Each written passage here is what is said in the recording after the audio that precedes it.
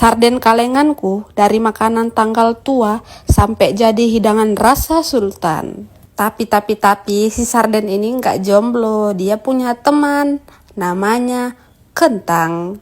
Tapi ada nggak sih yang kayak aku buka kaleng sarden ini kayak susah kali sampai harus ada alat bantunya. Apa karena aku kukunya nggak panjang juga ya? Oke lah, karena udah terbuka kita tuangkan dulu semua isinya. Kalian bakalan bolak-balik ini ke depan ke belakang. Abis kentang tadi dimasukkan, sekarang udah pastilah dia diangkat karena udah matang. Terus aku itu tim yang goreng sardennya dulu, kayak ikan biasa lah, biar nggak terlalu amis. Nah aku juga nampak si telur ini sendirian, udah aku gabungin aja mereka bertiga. Sebelum aku tuang tadi cabenya, aku juga jatuhin bawang pre atau daun bawang. Tapi setelah aku perhatikan, kan sedikit kali isi kuah sarden yang kecil ini ya. Untunglah cabeku banyak. Beginilah penampakannya. Tapi aku udah makan sih, aku udah makan duluan. Rasanya sedap, mantul. Yaudah aku korek-korek dulu ya, biar nggak mubazir cabenya. Ya udah jadi. Bye bye bun.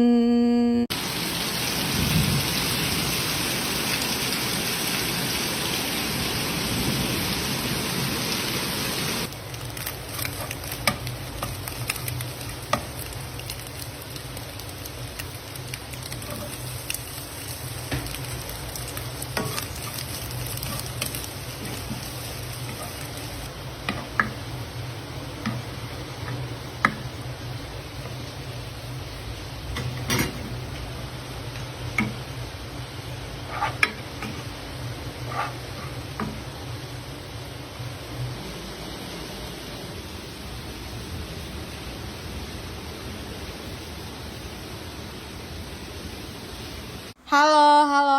Di sini aku mau buat jus jambu. Ini jambunya gretong ya, alias gratis. Tapi jambunya ini memang penyakitnya. Aku rasa kalau terlalu matang banyak ulatnya ya kan. Jadi aku pilih-pilih aja yang mana yang nggak ada ulatnya. Habis itu aku tambahin air, baru aku blender. Dah jadi deh, siap dinikmati. Bye bye. Jadi kan udah mau nyerah lah aku kemarin pas masak lele ini. Sebelum ku take video ini udah aku ancang-ancang, aduh kayak mana lah bentukan si ikan ini di dalam kuali. Pasti kalau kena api minyak dia melengkok, meleot ya kan. Jadi sambil-sambil itu aku rebus cabai hijau buat sambalnya nanti. Nah dalam hatiku ya kan, biar nggak melengkok ikannya, aku aduk-aduk aja selama di kuali biar tetap lurus.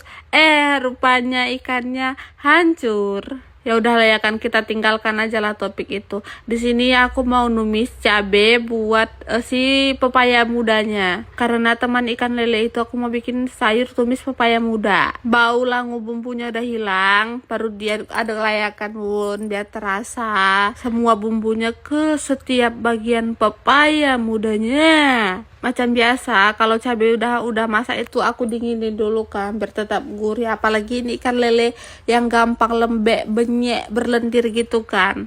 Tapi ya gitulah bentukan ikan leleku. Berhasil nggak berhasil kumpul aja lah dah. Tumis pepaya muda aku pun udah masak. Dan beginilah penampakannya. Bye bye bun, jangan lupa sarapan ya. Ini kan pagi aku ngupload, nah sarapan nanti siang baru makan siang. Yaudah bye bye.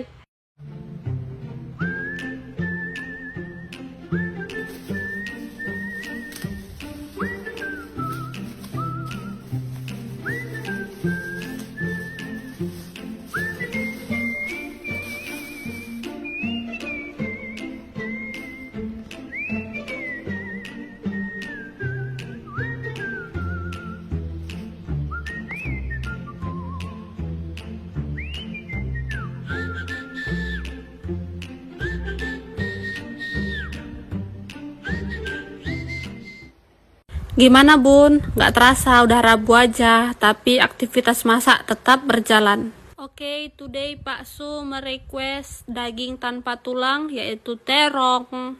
Terus untuk sayurnya aku mau tumis ntar kacang panjang campur tauge. Aku siapin dulu bahan-bahan untuk sambal terongnya. Sambil itu aku goreng lah terongnya ya kan bun. Kalau bunda hari ini masak apa bun?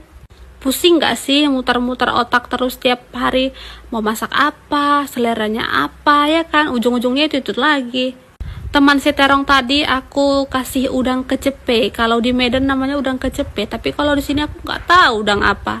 Oke lah ya, masuklah udah ke tahap cabe.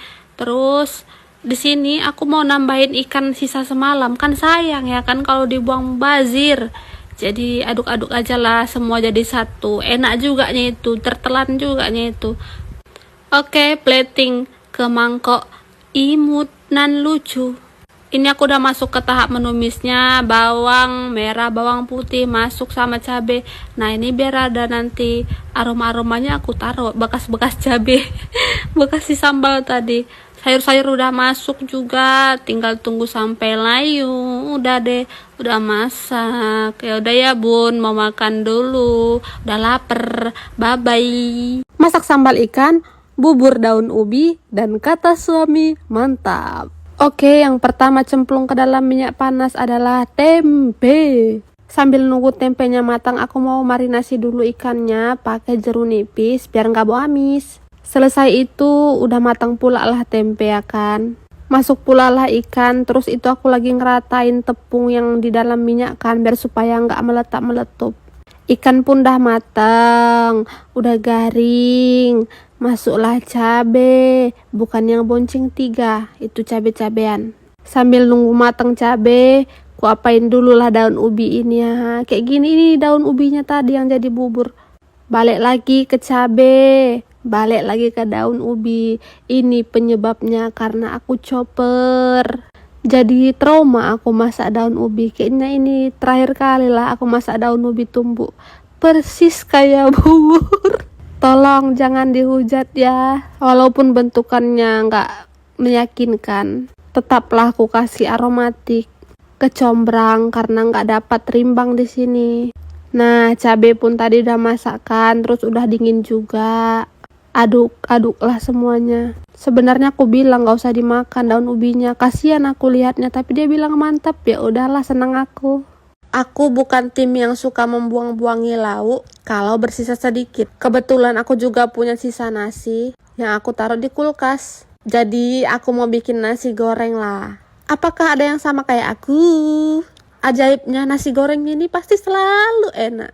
Ya minusnya gini, nasinya jadi susah diaduk-aduk karena udah keburu keras. Terus aku pun gak mau terlalu nekan sudipnya ini, takut patah. Oke, ku persingkat aja lah pas nasinya udah ambiar. Aku kasih lah lada bubuk, kecap, garam, segala macam tetek bengeknya. Biar makin sedap. Dan jadi deh nasi goreng ala-ala sisa-sisa. Jadi nggak ada yang terbuang, nggak ada yang mubazir. Karena nyari duit itu susah.